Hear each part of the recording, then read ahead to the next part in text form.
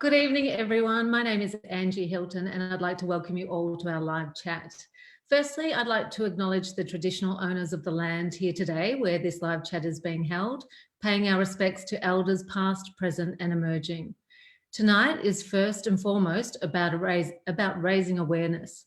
The Destination Happiness team would like to extend love and support to any family that has lost a loved one to suicide.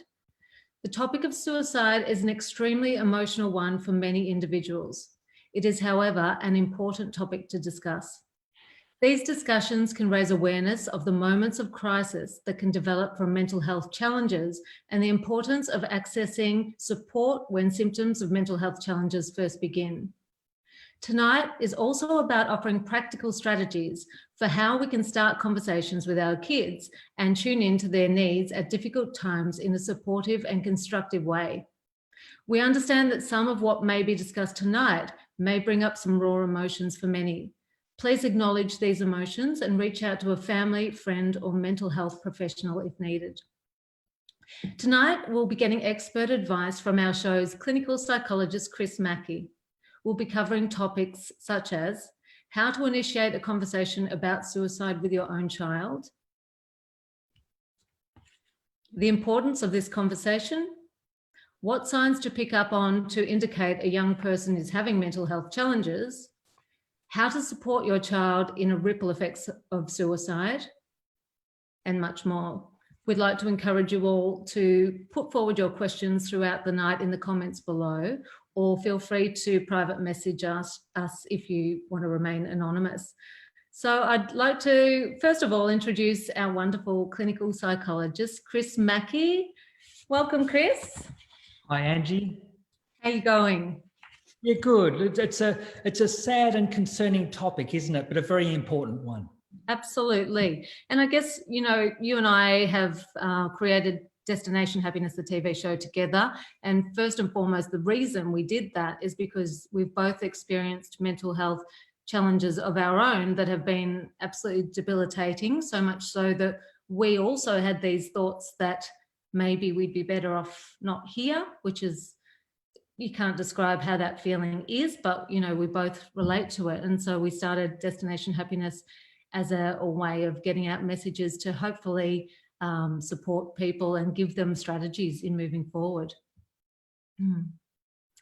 Yeah, and it's important, as you say, when you have that lived experience and you come through that, then you're certainly motivated to convey hope and encouragement and get across there's always a way through problems, even if you can't see it at the time.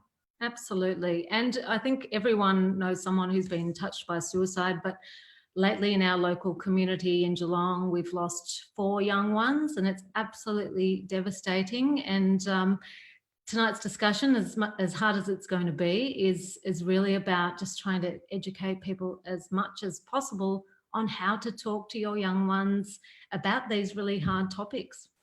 And especially it came up, say, in the Geelong Advertiser, didn't it? On Monday, there was an article talking about how there had been a number of suicides in Geelong and encouraging parents to talk with their children about suicide. And yet there wasn't much suggestion on how to go about that.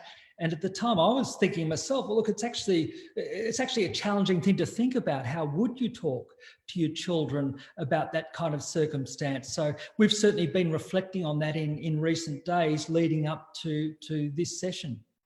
Absolutely. And we've had some questions coming through. So I think we'll just get straight into it. Chris, what do you think? Yeah, absolutely. Look, I'll be making suggestions of what things I think might be helpful, but I wouldn't like to say I'm an absolute expert in this area. It depends on each family, each situation, and sometimes we're just doing our best how we handle it. But hopefully I do have some helpful suggestions generally. Absolutely. So first and foremost, why is it so important to have these conversations? Well, look, I think there are a number of things that it helps acknowledge that very difficult things can happen in life and we can feel overwhelmed. And it's to encourage help seeking when people really struggle. particularly in families, it's an opportunity for parents to show that they'll always be available for support. So it's acknowledging the darker side of human experience and offering hope in a practical way, especially by encouraging people to reach out and realise we don't always have to solve everything ourselves. Mm-hmm. Mm-hmm. Yeah, I have an 11-year-old boy and a 13-year-old girl, and of course I'm, as every other parent with children around the same age, we go into panic mode of what are we going to miss here? Like, how did this happen to these other young ones? At which age, like my 11-year-old boy, do I speak differently to her about it, to him about it, than I do my 13-year-old daughter? Like, what ages do you have to adjust your conversation for each age?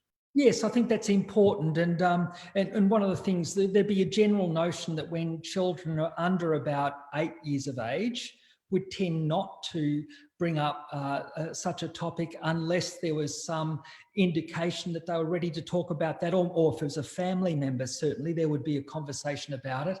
But we would alter, I think, what we say according to the age. Part of that would be, I think, parents will have a sense of how they might bring things up with that particular child. But with younger children, we might tend to use the term about, hearing about someone having ended their life. You could also use that term with older children. But with older children, I think that we can use the term suicide, especially if we know that they're using that and their friends are using that. So we would slightly adapt our language according to the age of the child, certainly.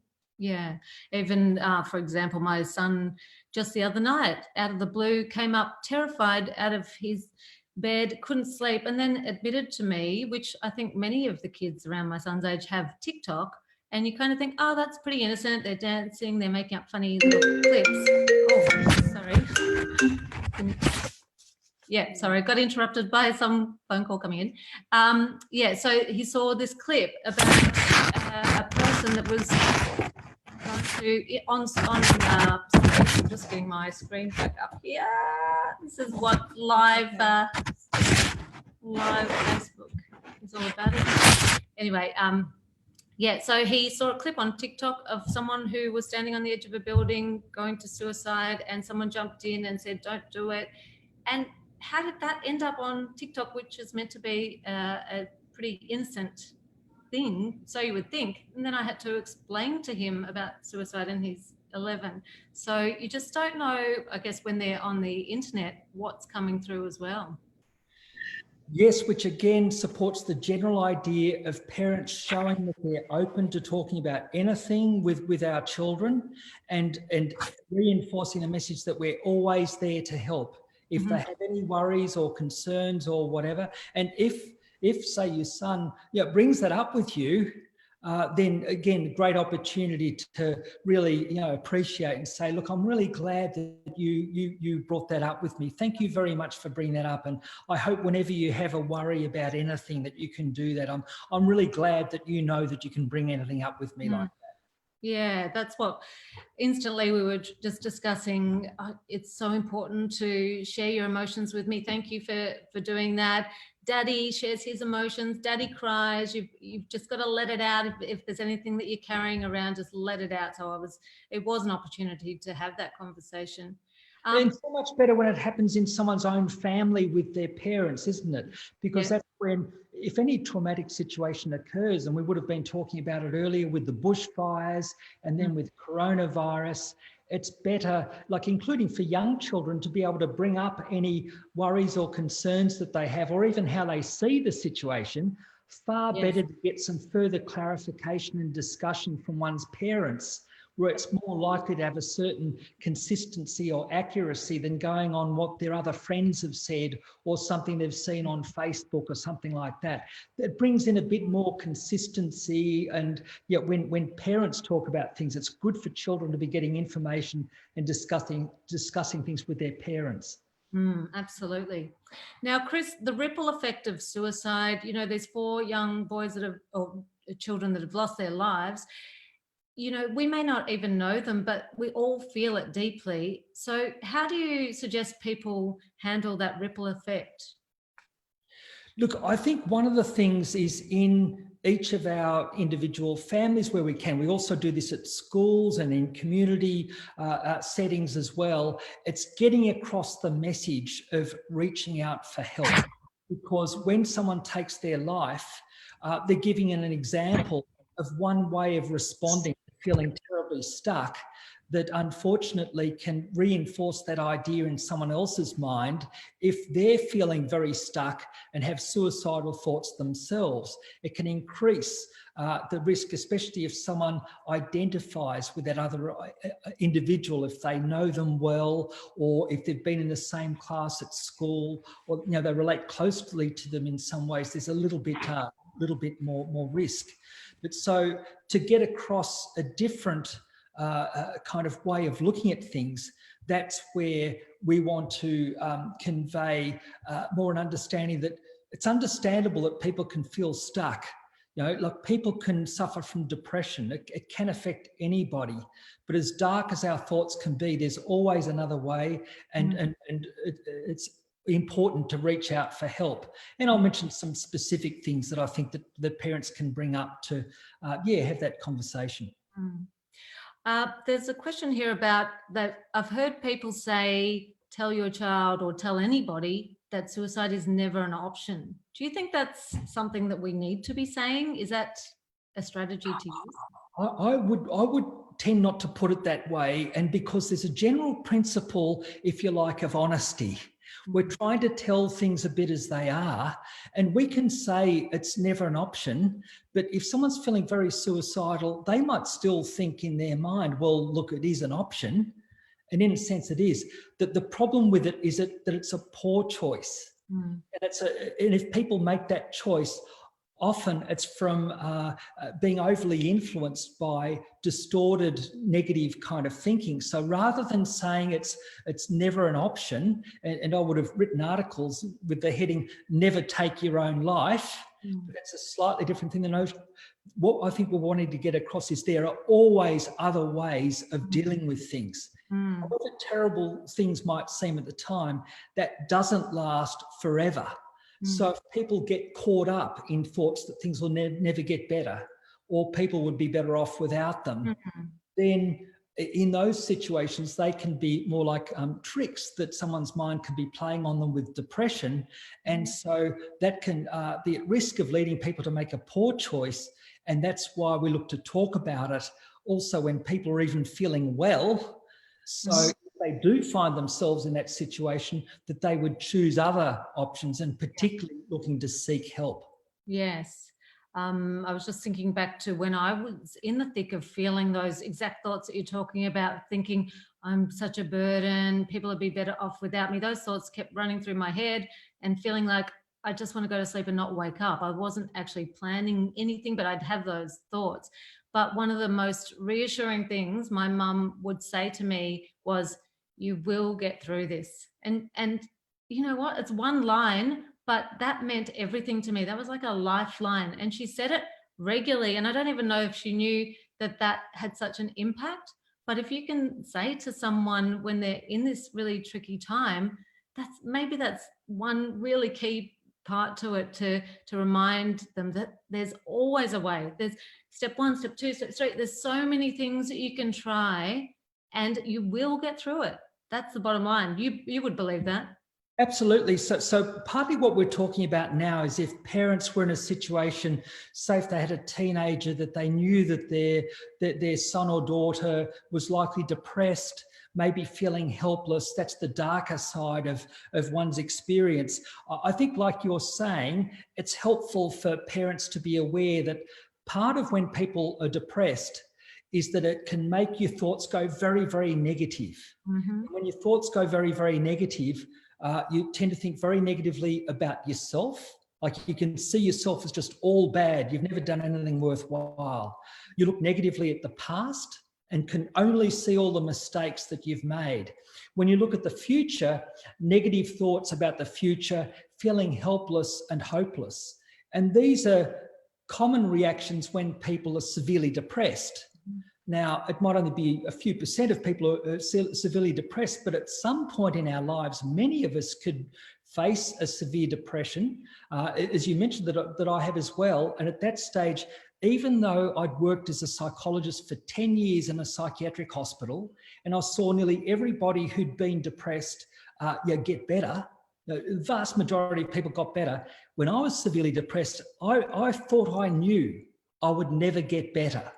So it's important that we can understand how compelling those negative thoughts can be, especially when they're influenced by depression. And with that kind of thinking, like if you really believe everything would never get better, it's almost, well, it's logical to have suicidal thoughts. So I think that part of it is having a conversation where it's understandable at times in life that people might have suicidal thoughts if they feel very stuck.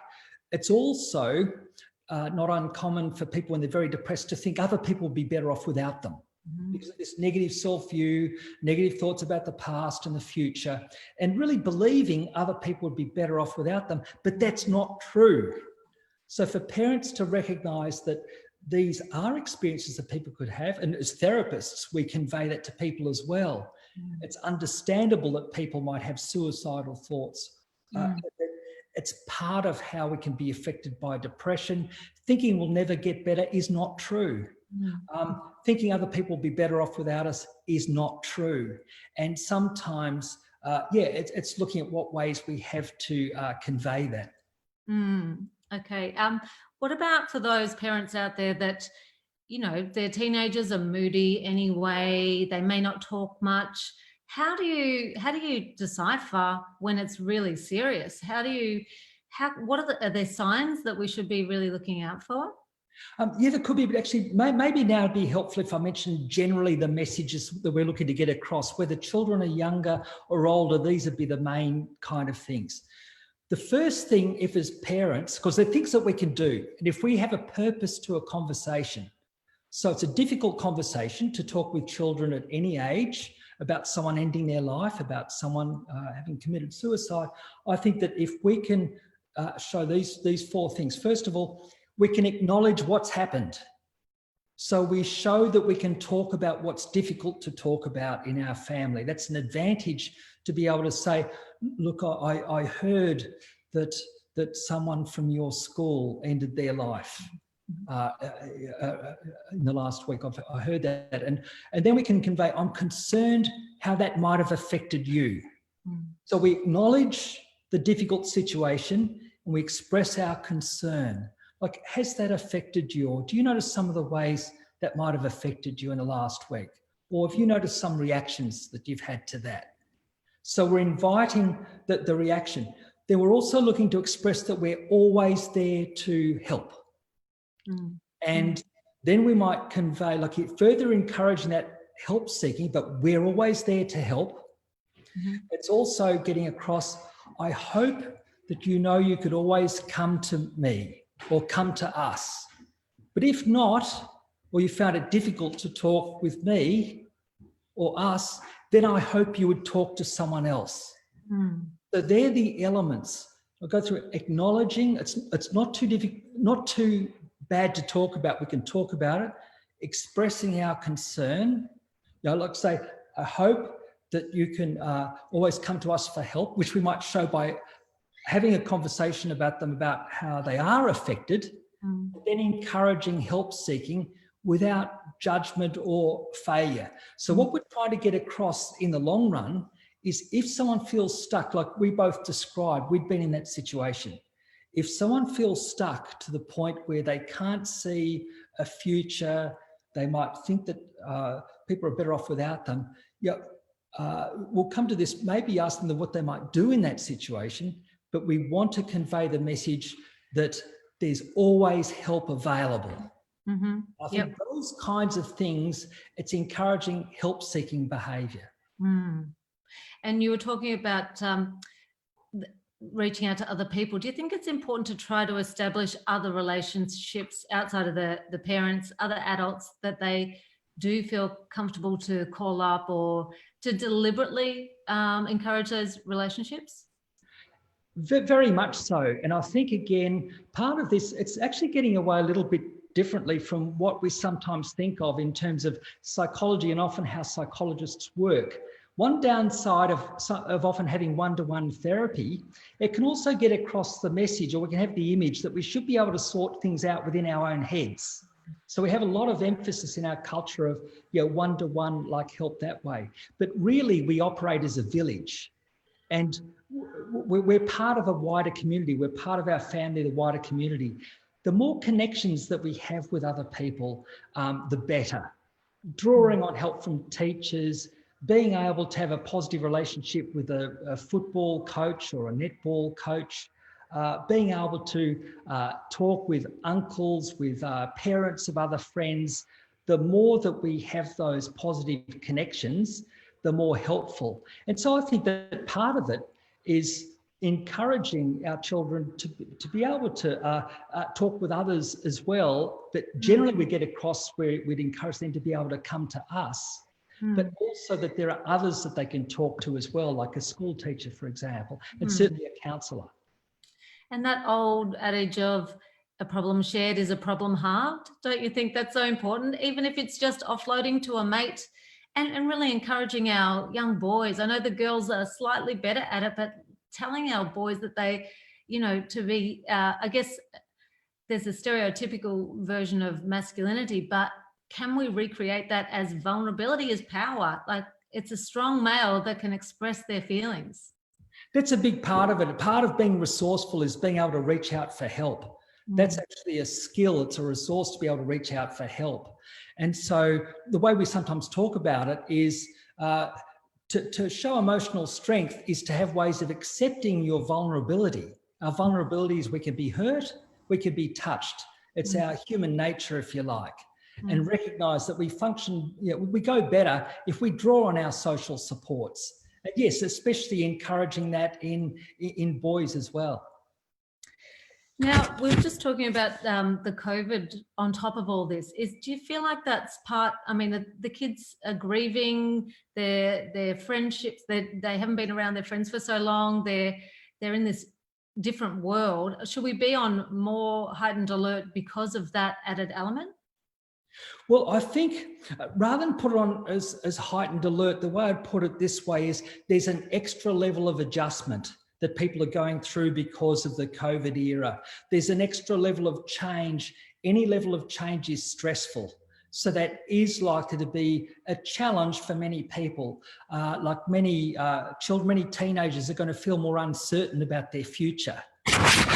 And I would have thought that, again, being able to acknowledge that as a parent, if we get a sense that our children might be concerned about that, it's almost normalising that in some ways and saying, look, there's a lot of talk about many people losing their jobs, unemployment. We can use a similar, almost like a formula, if you like. Look, I'm wondering about how, if you've had concerns about that or how that might be affecting you hearing about that.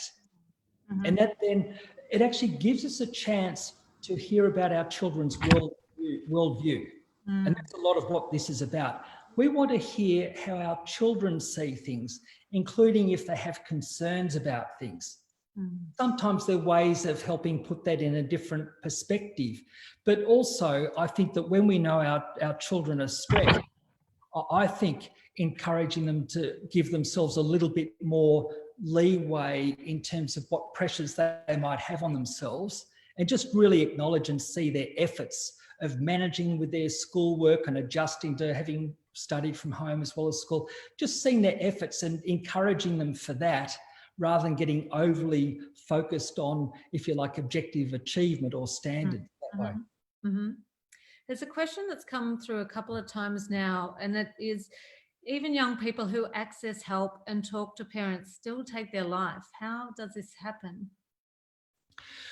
Look, again, it's very sad about the complexity of depression and the state of mind that people can reach. And so, like as you would have experienced and I experienced, it can be very compelling, the negative thoughts that people have. And look, the sad thing is, as a community, we know that we can't absolutely control this to the point that there's 0% chance that anyone would take their life again.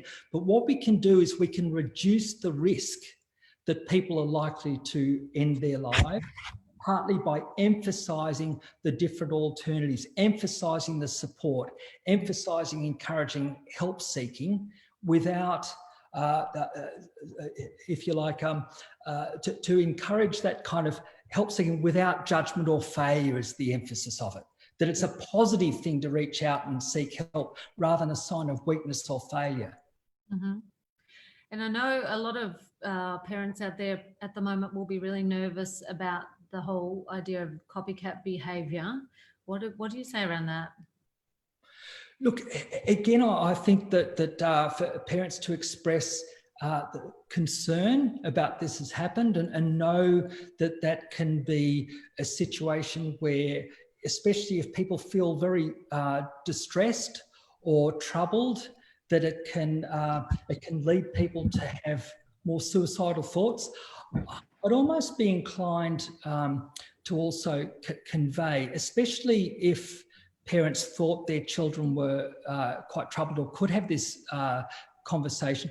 I think part of what we do as therapists too is we talk with people openly about suicidal thoughts. And we ask people directly if they've ever had any thoughts that they'd be better off not being around or thoughts of ending their life. Mm-hmm. And we get across to people that to have such thoughts doesn't mean that you need to act on them. That it's understandable that if people feel stuck or if people feel depressed, it's understandable that they might have those thoughts, because I'd say about a third of the depressed clients that we would see in our practice would have suicidal thoughts. Suicidal thoughts in themselves, like, it's a concern, but it doesn't have to be the massive problem in itself. It's a reflection of often feeling depressed or having more negative thoughts. But the notion is, we can look at what people can do with those negative thoughts. I would then tend to, as we would directly ask as therapists, we ask our clients, what they think they would do if they had those thoughts to a certain degree. And what we're looking for is for people to acknowledge that they would seek help. Yes. And I think that if parents are concerned with adolescents, so I think it's fair enough, even if adolescents are healthy, if your teenager is healthy, I think it's fair enough to ask directly, what do you think you would do if you felt so stuck with problems that you couldn't see any future? Mm-hmm. And then see if they say that they would seek help.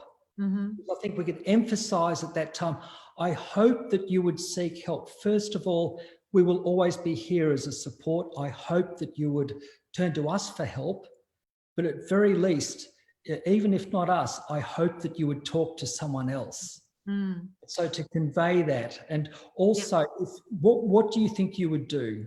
Separately, what do you think you would do if you thought other people would be better off if you weren't around? Mm. Yep. Looking to see if they would articulate that, yes, I would say to someone, I would realise it's best to seek some help at that time. Yep. I think that maybe it's, when we're particularly concerned, we would want to hear, or we would be encouraged by hearing an adolescent say that. Mm.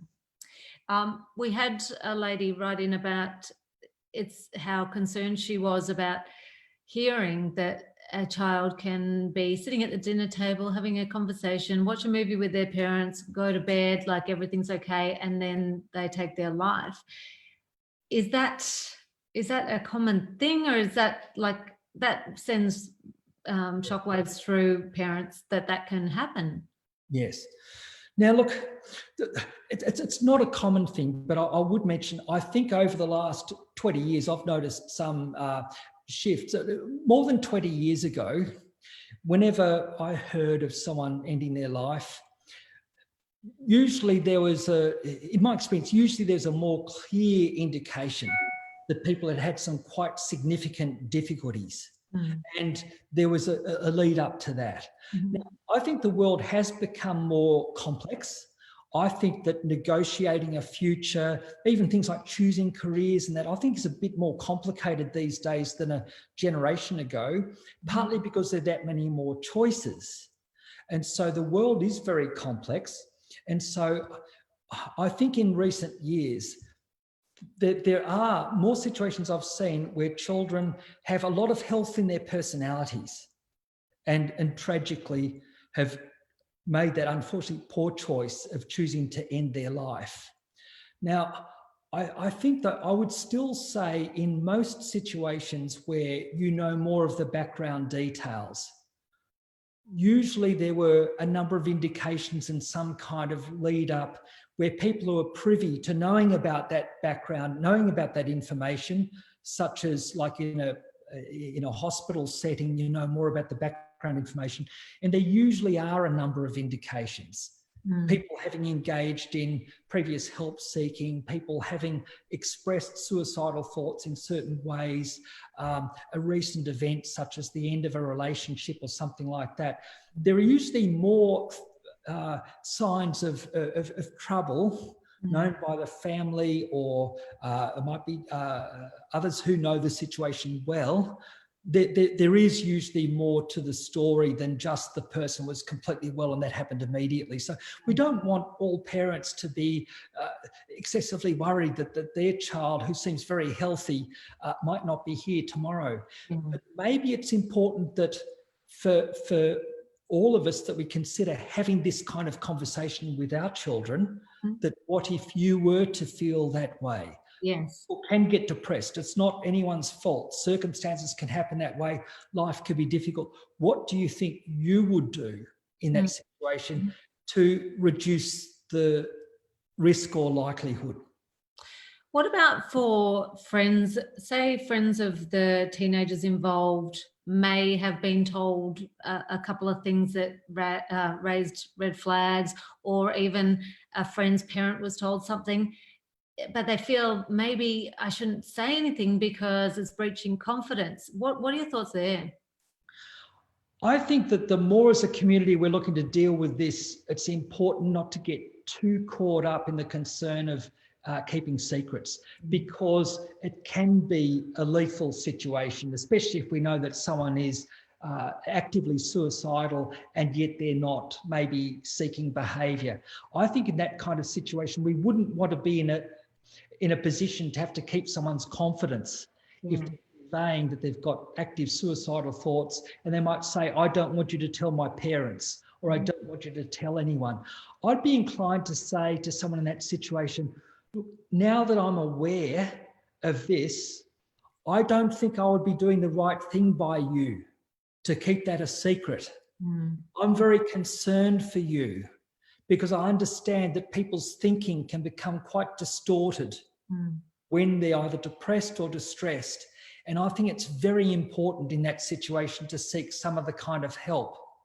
And I think it's very important that you do seek some kind of help. And in the first instance, I do think it's important that your parents are aware, because they can help you. Or at very least, I think it's important that you will tell someone that you trust, or that you be prepared to, and be prepared to seek further help, because I don't think I would be doing the right thing by you to keep that secret. Yeah. That's what I'd be more inclined to do in that situation. Yep. On that particular topic, a lady's written in to say boys are opening up to each other more, but how do we teach them when a mate's chat needs to progress to a parent or a teacher? I think the general thing is maybe also talking with our children, if they're in a situation where they feel that they're taken into someone else's confidence about something that's very dangerous or risky, or they're very concerned, it's important that some adults know about that, or an adult knows about that, for a couple of reasons. One is that the other person's in a risky situation. And the second thing is it's unfair for the child to have to carry that secret. Yes. I think there are two important reasons that we look for our children not to be caught in that situation of having to carry a secret with someone else being in a dangerous situation. What can we do as a community to make a difference? How can we come together and support the families involved and to hopefully prevent things like this occurring? Look, I think one of the main things is for the families involved, and what does tend to happen is a lot of very genuine support coming from others. Practical things that people can do, like there are practical kindnesses that other people will show to show that other parents recognise that, in a sense, there but by the grace of God go I. That there's not judgment, there's not blame, that there's not people jumping to too many conclusions about what might have happened or not happened, showing compassion in practical ways. But I think one thing that is important also for families and honouring their experience is to talk about suicide. Because I think that those families want there to be discussions, generally want there to be discussions about suicide. They don't want this to happen to other families. It's important ultimately in talking about it that also that children understand more about the devastation it will often cause, it will likely cause families, friends, the entire community, that it is a poor choice. It is not true that others are better off. There are different alternatives. And by having those kind of messages repeated in different ways, I think is what's important to reduce the risk. I've also had a concerned parent that's written in about saying that people are quick to blame the schools. So what are your thoughts around that? Look, I think part of what can happen is amongst the distress and the helplessness that people can feel at the time, then people can be inclined to blame one party or another, and well, it's hardly helpful, is it? And it's certainly not compassionate. There's so much that schools are looking to do these days, in addition to teaching the children about their particular scholastic subjects. There's so many responsibilities that schools have. But what I'll say is, I think many schools I've come across, it's probably just about universal, are really concerned about the welfare and the well-being of their students. That's generally very strong. The teachers that I meet in public schools, private schools, very invested in the well-being and interested in their students. So I think that basically it's a time that calls for compassion. After all, someone ending their life relates to a lack of self-compassion. We can do with more compassion generally. I don't think judgment helps. Absolutely. They would like to know, do we need to put more funding into peer and community mentor programs? Look, I think absolutely anything that supports mental health funding, which tends to be significantly less than physical health funding, there is an imbalance that way. People having good mental health supports their physical health. And I think the notion of whether it be mentor programs or just multiple different avenues of support, I think that there is a great advantage to that, something that just adds to the opportunities of people reaching out and accessing support. I certainly think anything that happens that way is worthwhile. Yeah, and something I just feel so passionate about, that we should just be having these open conversations every day. Like, I've got a sprained ankle, yeah, I've got anxiety or I've got depression. Let's just make it so normal. Going to see your psychologist or the counsellor is just like going to the GP, but it's got to be the normal conversation, and it's not a big deal if you have depression or anxiety, because it's going to happen to most people in their life at some stage, wouldn't you say? Yeah, well, certainly most people are going to have the experience of being overwhelmed in some way. So, and for many people, that will include depression. So, look, I think it is being normalised more and more. And I might say here, one thing to watch out for is perfectionism. Yeah. And it's tricky because, we like people to strive and our children to do their best. And that's a good thing to do, but there can be a risk if people become perfectionistic to the point where they're really expecting themselves to rigidly meet high standards. So I think, say, in recent times, for example, with COVID, if we felt that like any of our children were students and were putting the same usual standards on themselves and maybe not cutting themselves a little bit of slack, then to me, part of what we can look at is encouraging people to also cut themselves a little bit of slack. In other words, not having to be ideal, not having to be Superman, not having to be on top of things all the time, not having to have all the answers. Being able to be stuck. I think, like you're saying, in a sense, normalising that as an experience at some time in life. Most of us are going to feel overwhelmed. And the main thing is we don't have to figure all that out in our own heads. We can reach out for support. That's right. When I reflect back on the dark time I got into, it could have been prevented if I'd got help earlier, but I kept thinking, nope, I can fight this myself. Nobody needs to know. And I kept getting worse and worse and worse. And when you say about perfectionism, then I realized when I started being taught to listen to what I was saying to myself, I was my own worst enemy. I was so hard on myself, perfectionistic about everything, not good enough, never my own cheerleader or, I had to relearn how to aim for good enough, not perfect, just cut myself some slack. But it's not until you stop and listen to your thoughts properly that you can realize just how hard you're being on yourself. Did you find that when you were depressed too? Absolutely. I think I would have been the worst client of all time, Angie, because 10 years of psychology experience, I could anticipate almost every second thing that the therapists were looking to say to me, that the doctors were looking to say. None of it much was touching the sides for a fair while. And deep down, it was very difficult not to have the thought in the back of my mind that I should have, done better than that. I should have been above that, with my opportunities to learn about mental health. And here was me in this situation and there was nothing I was doing to how pathetic it was. Well, look, it's a bit of a leveler, isn't it? Like when I was depressed, I wasn't in a position to help myself. I had the negative thoughts, the poor concentration, the poor sleep. And look, quite frankly, it was only going through that experience that I truly learned how I really could draw on the support of other people, because not only that I had to, it is quite remarkable, magical almost, what difference it makes when the support comes in. I had many friends and others visiting me in the hospital. It felt like a net forming under me, stopping me from falling further.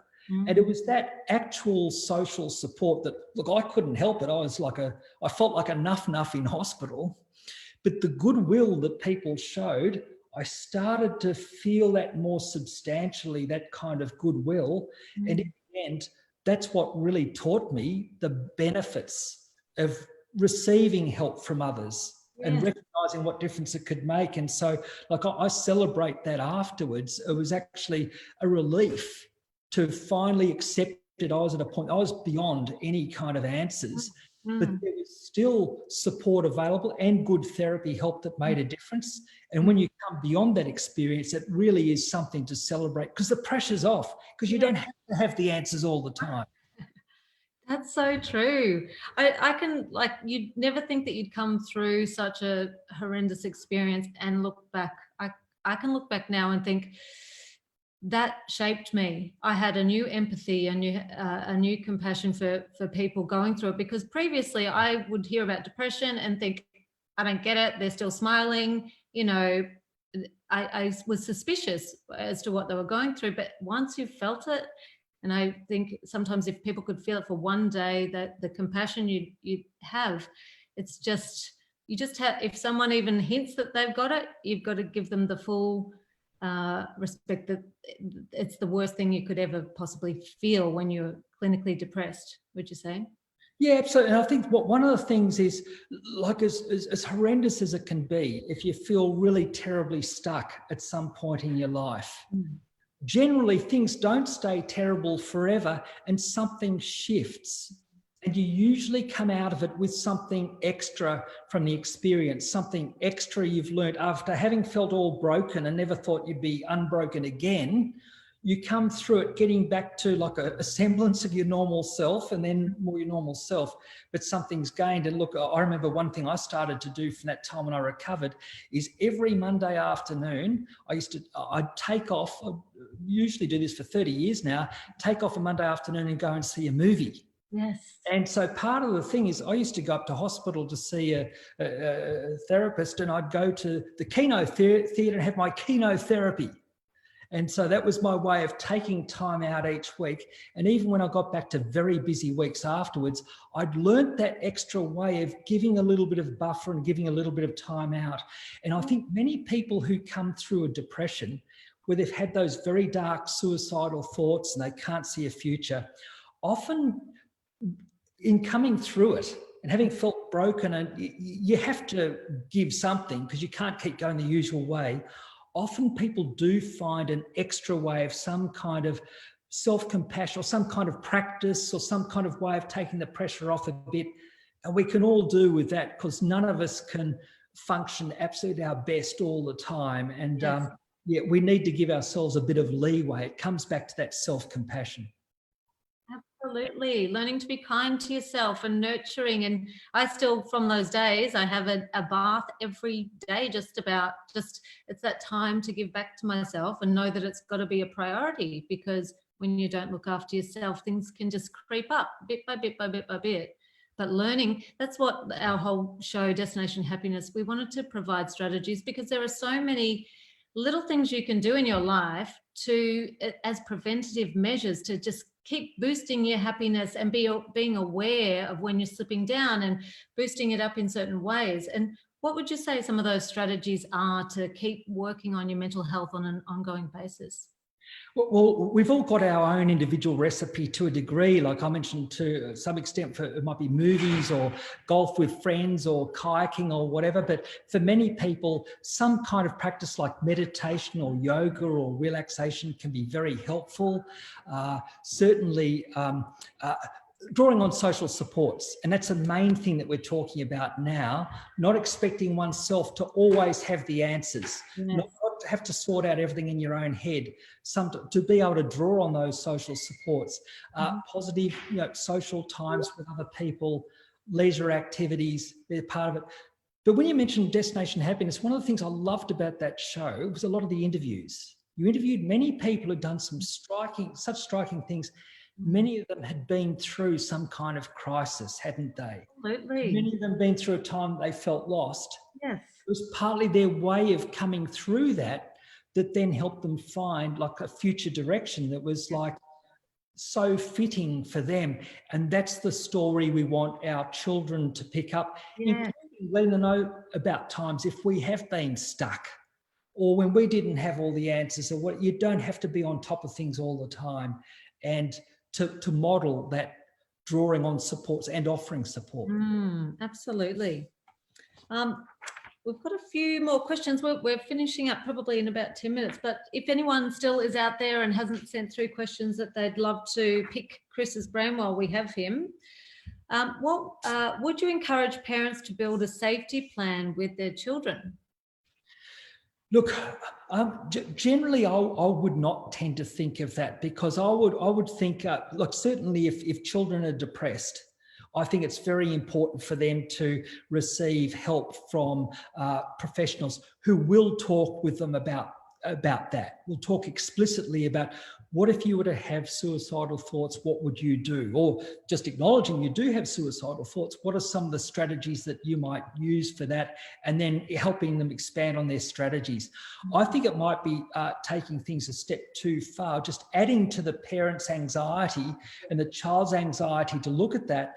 But I do think it's probably legitimate for older children to ask them, what do you think you would do if you felt so stuck that you couldn't see any future? And then what do you think you would do if you thought other people might be better off without you?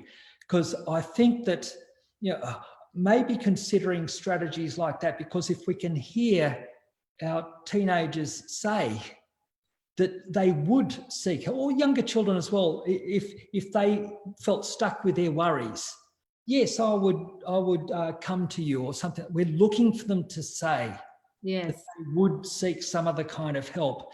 And then they see that we approve of that. I think that's probably about the best way we could go. The kids and I have just started doing a regular thing, sort of since all this has happened as well, where on a daily basis we're trying to ask, where are you from 0 to 10 on the happiness scale, 10 being happiest, 0 being low. And you know, mostly it's around 6s and 7s and 8s, but it feels like a really quick, clear indicator if they're being honest, just to check in. It takes, you know, 30 seconds to ask the question. I thought that's probably something other people could try as well.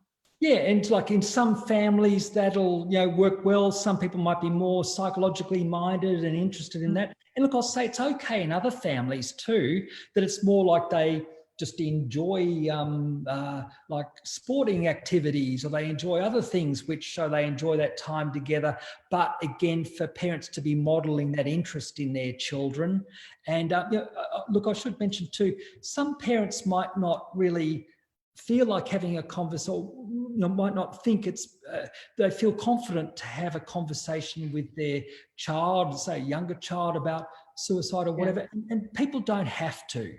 If people just really aren't sure, or just don't have the feeling that would be the right thing, people don't have to, because that would, it's an undue pressure. But there are other ways that you can show concern or interest, or can even make a comment. I hope if ever you felt really worried about something, you could come and talk to me. I hope you would do that. You can say something like that. But yeah, I think each family to their own. And if in your family that's a way of touching base with each other, whatever, terrific. Yeah. Sorry, I'm just shuffling through questions that are coming in. I am listening at the same time, Chris.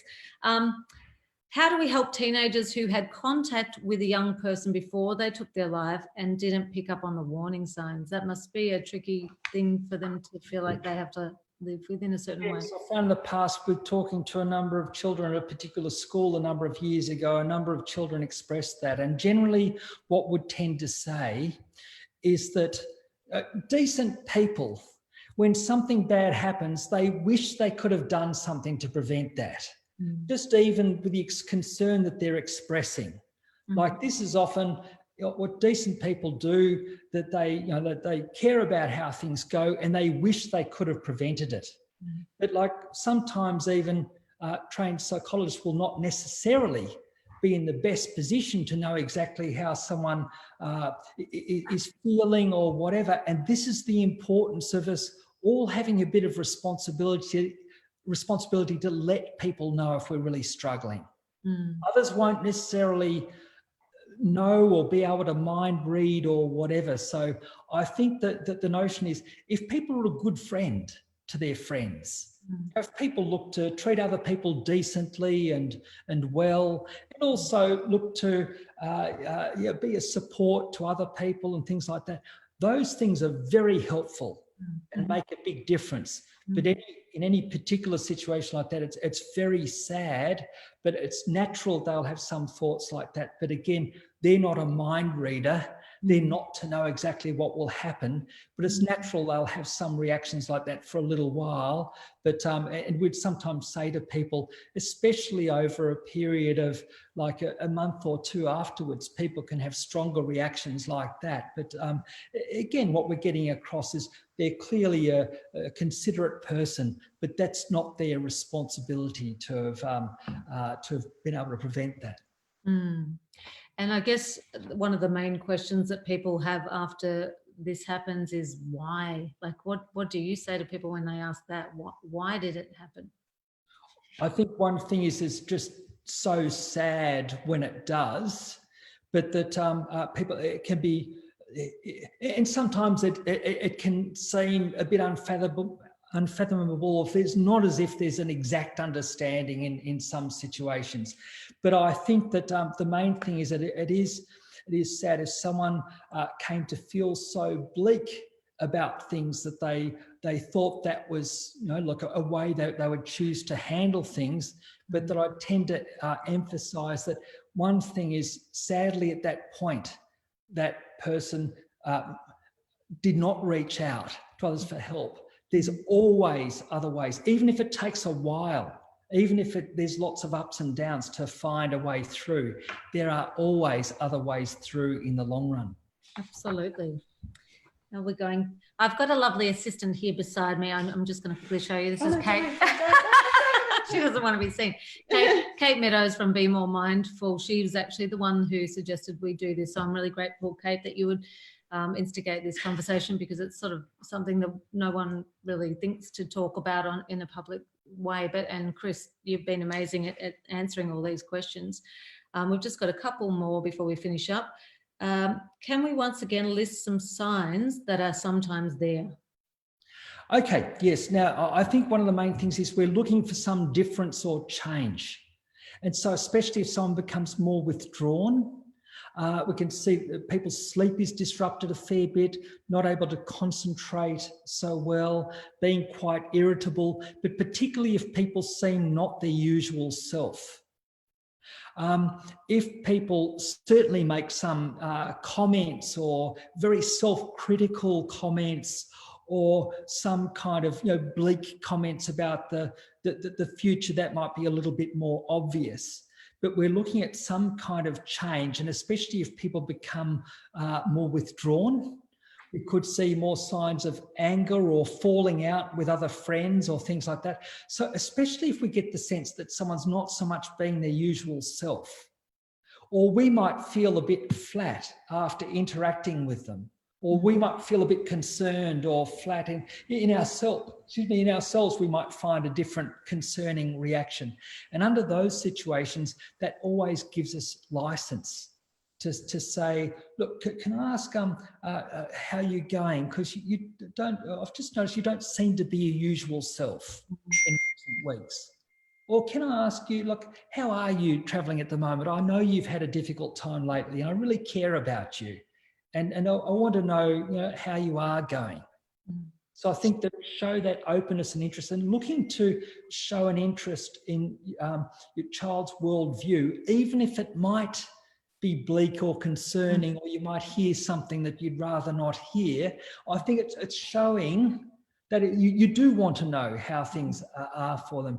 And so I think, but especially some kind of change where you feel they're not being their usual self. It's okay if you think that your children seem like, say, quite upset about something, or a little bit more flat, or they've seemed, like, say, pretty tired over the last week or two, or they're not talking about many things about the future, about what they'd like to do. I think anything that gives us some concern like that, it's always okay to ask, look, how are you going? Just wondering how you're going with things. And also, maybe even also asking children how they think about some things for the future. They don't just have to talk about how they feel, but how they think about things coming up for later this year. How do they maybe see things going for themselves in the future? What are some of their thoughts or hopes about the future? That's a way of also eliciting whether they can kind of envisage or see a future in some ways. Yeah, great. Just a thought, if you have concerns about your child and you suggest to them, I'd love you to speak to someone about it, and they resist, do you think it's something you should force them to do? Sorry, Angie, could you say that again? Yep. If you're concerned about a teenager and you've suggested that they should speak to a counsellor, psychologist, and they resist and say they don't want to, should you force the issue? Look, I think the main thing is say, look, I hope it's okay with you that I check with you again, because I am concerned, for you, and I'm not going to, forget about you. That I think checking in with them, but I think if the person felt concerned to a certain degree, it would be fair enough to at least look to discuss that with someone else once, whether it be talking with their parents or looking to talk with someone who knows the child or whatever. I think not just leaving it there is fair enough. If we look at it, it is something of a community concern. So I think that, look, when we're concerned about recent events, a number of children taking their life, I think it's fair enough to be, dare I say, a little bit more intrusive, a little bit more pushy. But across the notion, look, I'm concerned for you, so I don't feel I can just leave it with that. I'm just going to let you know that I think it is important that you can talk to someone. So look, I'll talk with some people about that too, because I'm concerned for you, and I think you could do with some extra help to get through this. I think it might be a bit difficult for you to manage on your own at the moment. I think it's fair enough to push it a bit further. Yeah, great. Just before we finish up, we had a lovely person write in to say there's a great episode on, it's called You Can't Ask That, I believe, is that SBS or ABC? That interviews survivors of suicide, and it was possibly the best show they have done and really great for teenagers to watch. So we might try to find the link to that and put it in the comments below, because that sounds like it's like a great one to check out. But also the same person has brought up another issue, and that's being around drugs and the drug culture within schools, and how some parents are unaware that their children are into drugs. What would you think about that? Anything that we can do to keep the channels of communication open. And maybe, again, if a parent might say, look, I understand that there, look, maybe a number of children at your school who might have used drugs in some ways. Like, have you encountered that in some way? I'd be interested in your thoughts about that, or what experiences you might have had that way. I think looking to be open to the conversation and encouraging that conversation. I suppose as we're talking about things now too, it's the advantage of starting early too, isn't it, Angie? Like being prepared to talk with primary school kids as well about something as concerning as someone ending their life. If you're starting in a sense early with children and can talk about drugs, can talk about suicide, can talk about a range of difficult situations in language that's fitting for that child, just like talking about coronavirus, talking about fires, it's creating a culture where we're encouraging children to be able to acknowledge their worries, and we're tapping into their view of the world. Then they're more likely to acknowledge those things to us later on as well. Yeah, well, I think we should probably finish up there, Chris, but thank you. There's been some fantastic practical advice and support that you've offered, and I really hope it's helped some people out there that might be struggling. And yeah, if anything's felt triggering, please make sure you reach out and get some help, or talk to a friend. Or Sue, that's behind the scenes at the moment, our other Sue Mackey, Chris's wife, she's going to be posting all the helplines for people to access. I want to say thank you to Rowan Mackey, who's also behind the scenes running our Zoom. Sorry, Rowan, that I didn't have my phone turned off at the start. And thank you to Kate Meadows, who won't let me turn my camera to her, for suggesting this and being my support team on the side here. So look, we really hope that everyone has taken something away from this. And if you want to reach out to us, that's what the Destination Happiness platform's about. We want to create a community where people feel like they can share things. So keep in touch and follow the Facebook page, because Chris will be sharing a lot more advice over the weeks and months to come. So please, everyone take care out there. And yeah, we look forward to catching up again really soon. Thanks, Chris. Thanks, Angie. It's an important ongoing conversation, isn't it? Right, absolutely. So thanks, and have a good night, everyone. Bye.